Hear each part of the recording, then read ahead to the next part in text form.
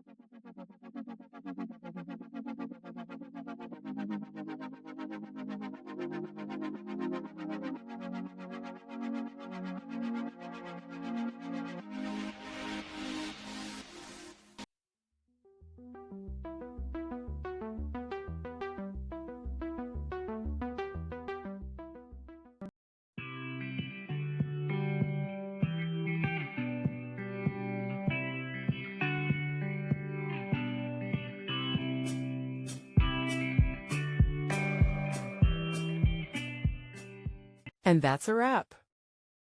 I hope you found the answer you were looking for. If you did, take a second to hit that subscribe button. It really helps out.